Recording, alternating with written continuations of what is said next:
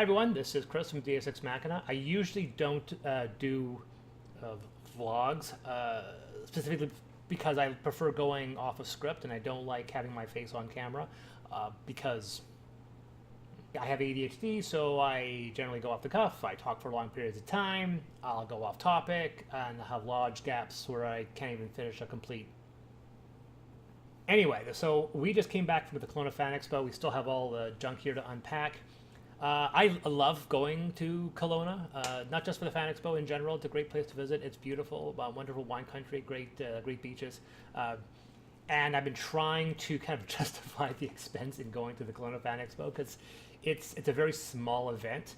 You compare that to Prince George, which has Prince George Fan Con, which is where I'm from, and Prince George Fan Con punches way above its weight class in comparison. I mean, it's got half the population of the Kelowna region, and our attendance is like 10 times that of Kelowna or more, to be perfectly honest. And I was asked by somebody who saw me going to these events and asked me whether or not he should do so as well. And it's a very complicated answer because there have been some issues with fan expos recently, specifically revenue. The expos themselves and the events, they're doing quite well. Their attendance is up. They're getting a lot of people.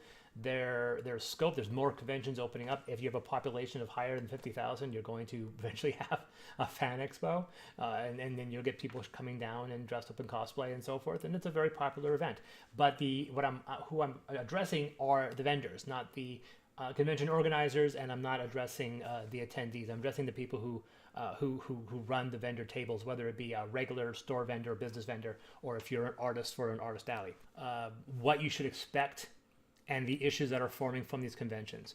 First is that there are two big problems right now emerging with the fan expo community.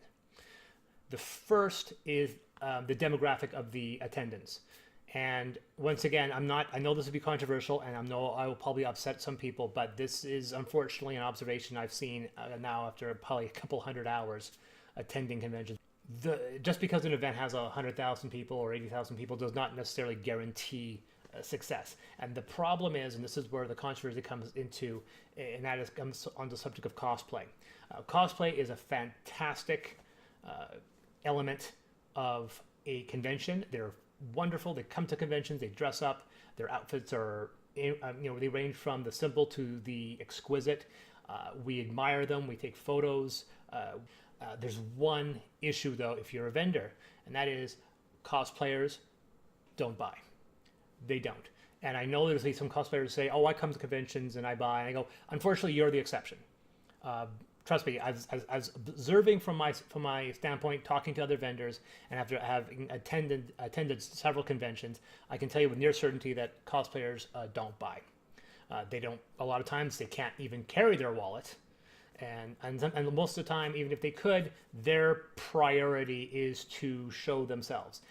That's fine, and I'm not criticizing that. I'm just stating the absolute fact. They are there to show themselves off, but they don't buy. And if they do, it's sparingly, and I say sparingly, being like it is such a low number as do not depend on them to swing your business. We want cosplayers to come to conventions because they themselves are increasing attendance, and then people come to conventions to see the cosplayers. And then if a cosplayer is wandering by your table and everyone's grabbing the attention, they're not looking at your table. So on top of cosplayers not buying, they can sometimes pull attention away from your table, thus creating another situation where they're kind of drawing eyes away from your table. And this is growing a lot. Like cosplay is getting huge. It's like every third person who walks by your table is someone in an outfit, and a lot of times, and the more complex, the better the chance that they are there to be watched and not to be sold. And there's no solution to this thing. And once again, I am not pointing to cosplayers and saying you're to blame. I'm talking to the vendors and say this is what you have to expect. And the same thing goes with another part of the demographic, another part of the issues right now with fan expos, and that is the products that are selling. Vendor booths, especially ones that are businesses, are selling licensed merchandise, and they're doing a lot of them quite well. They attend conventions and they make a killing. If you're an original artist, selling original work, whether it be art, books, or games, or what have you, you have to now compete with recognizable brands like Marvel and Star Wars, Attack on Titan. And people, in by and large, are drawn to recognizable brands. And because of that, they may not be interested in something completely wholly original. A lot of artists know this, which is the reason why we've seen this shift in artists selling fan art. Now, fan art is a difficult subject because a lot of people don't fully understand what they can and cannot reproduce from a previously established intellectual property. And the answer is none of it. You really actually can't sell any of it. But conventions ignore it, and they say ignore, not tolerate, they ignore it. And they do so until people who own the properties or the established comic book artists that are allowed to sell their art take issue with the amount of fan art at a convention. And larger conventions, they don't care. They're taking the money and they're looking the other way. And until one of these intellectual property holders file a lawsuit against one of these convention companies, this will continually to be a problem. As someone who runs Artist Alley, I have heard those complaints of people who are established artists that work for Marvel or DC that take issue with someone who's literally selling a copyright violation. And then as an artist, you feel like you have to sell it because even though you would love to sell your original art, you understand that if you want to pay rent, you've got to sell some of this fan art. And that's an issue. And if you're someone who creates and sells, whether it be games, books, or artwork, or crafts, the more original it is, the more I congratulate you. But you have to understand that this is not a marketplace for fan expos. People come to fan expos to meet celebrities, to show off their cosplay, and pick up some licensed merchandise or things that they think are licensed merchandise. Originality and uniqueness at these conventions is becoming a bit of a detriment.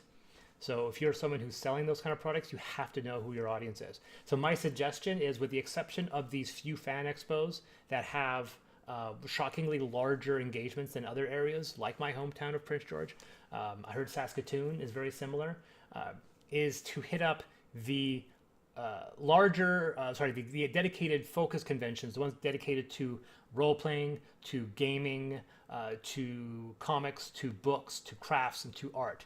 People coming down to those conventions are coming down with their wallets because they are there to buy.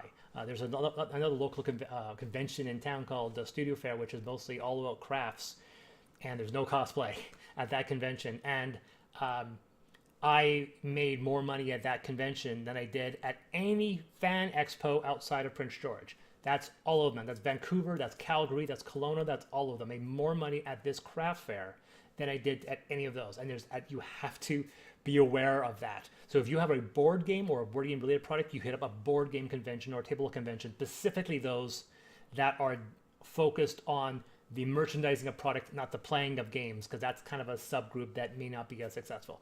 If you're an artist, go to an artist convention. If you're an author, go to a book convention. And that's where you might find the better engagement. But don't look to these big fan expos or even these moderate-sized fan expos as being your bread and butter, because as time has gone on, these conventions are netting lesser revenue for original creations. And I think it's really important that people be aware of that going forward. So that was my kind of rant. The convention was still fun. I loved going there, but it's definitely a trend we see in the future. All right.